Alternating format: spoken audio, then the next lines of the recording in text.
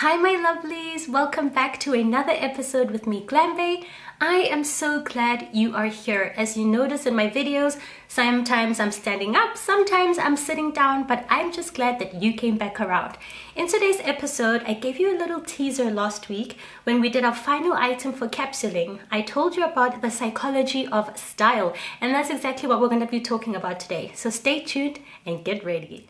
Now, today's episode is about the psychology of style. I gave you guys a little teaser last week when we finished our capsuling with the little black dress. Make sure to watch that video. I think it's got some pretty good points.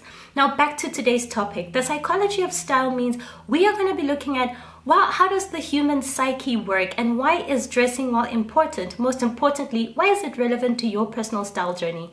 In this episode, I'm going to explain two things: the benefits of dressing well and how that can change your life. First things first.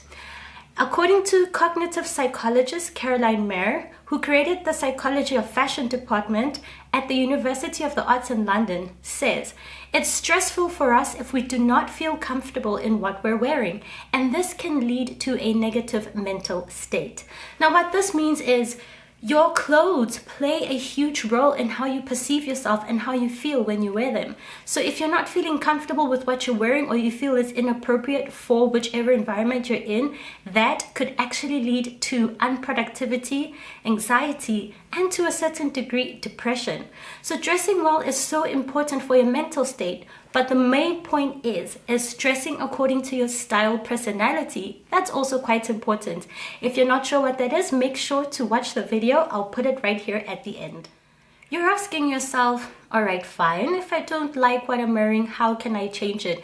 This is why I've been teaching you how to identify your style personality and, most importantly, how to identify your body shape. Now, if you're not sure, I have attached the videos in my video playlist on my channel. Make sure to just go back and you should be able to find them. Watch it, take notes. There are 5 types of style personalities, and they all vary according to color palette, fabric, and accessory preferences. So you can check, are you a neutral, dramatic, creative, romantic, or classic? Make sure to watch my video at the end. There are different ways to identify your shape, but here are the main points. Look where you carry the most weight, look at the shape of your shoulders, the length of your torso, and compare your findings to the following shapes. Are you a triangle, inverted triangle, rectangle, round, or an hourglass? For more, please watch my previous videos. It's definitely in the playlist, and I go way more into detail. Mayer also says, buying too much is something that we really should avoid. When you buy less, it seems like a win-win situation. And I really agree with this point. Let's think about the capsuling we've been doing. There's 3 imperative things we must remember.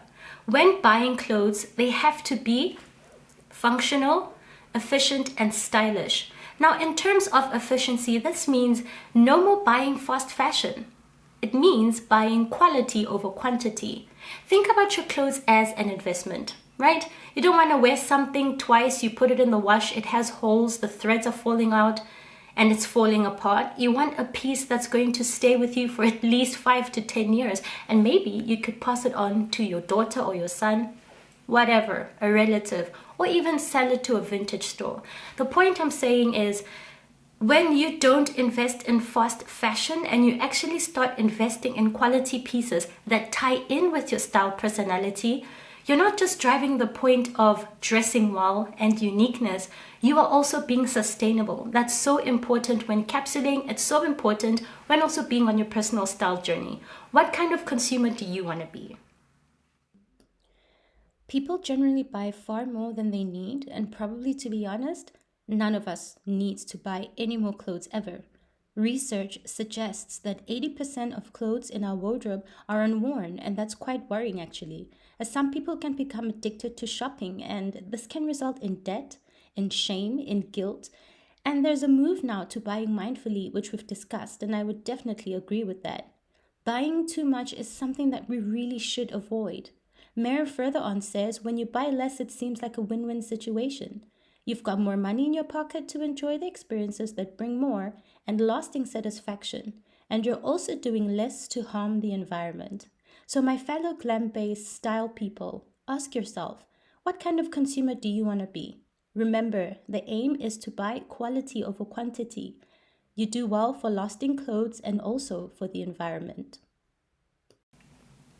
Laura Richards, head of marketing and writer of Intelligent People, says, if you're working towards a promotion, dressing the part is a good place to start.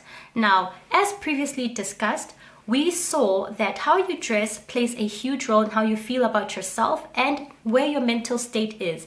That works vice versa. How you dress also plays a role on how other people perceive you and how they treat you. Now, this specific point is in relevance to how to dress for the workplace. What do you want your clothes to say about you? Are you a disorganized employee? Are you untidy? Are you mismatched and chaotic? Or do you want to come across as well put together, confident? This will play a huge role when lining up for a promotion. This is what people look at. They do care if you are a good worker, are you good at your job, are you timely, all the things. But your clothes can work against you if they think, well, this person always has a wrinkled shirt, they probably won't care about their work, and looking at the finer details. Don't let your clothes stop you from achieving your dreams, especially in the workforce environment. Now, a study by a Harvard Business School revealed that in some cases, straying from the standard dress code can actually help you appear more confident and more competent, as it signifies a higher level of autonomy and control. Now, workplace dress code is kind of a touchy subject because people think, why should my clothes define me? Or why should my clothes have anything to do with my intelligence? They don't, but you cannot ignore the relevancy here. All I'm saying is, even though there's a standard of how to dress to work, you can also put in a little bit of your style personality there. When you deviate from wearing suits every day, maybe you add a different color tie, or you wear slacks instead, or you wear an A-line skirt instead of pants all the time. That makes a huge difference. They see you and think, wow, this person is confident to pull that off, and you stand out from everybody else. You make people notice you. This also can point to your type of work ethic. You are unique and you are confident. So that makes them more trusting in your capabilities. It sounds absurd, but that is how the human psyche works. We do judge a book by its cover. It's not necessarily the best thing, but it is a thing. This is a fact. This leads me to my third point. Your style personality plays a huge role in how you dress and can be a positive tool in your workspace. It shows that you're confident and you're not shy, and this is one of the many benefits of investing in your style personality. For next week's episode, I will be giving you examples of how to dress for different types of jobs. We're going to be looking at the top 5 jobs to have across the world and how you can dress for each one. If one of these jobs is something that you're working in, please make sure to comment.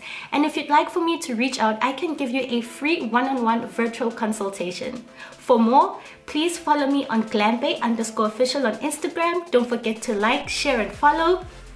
And most importantly, subscribe. Thank you so much for all the views thus far. I look forward to seeing you soon. Have a beautiful day.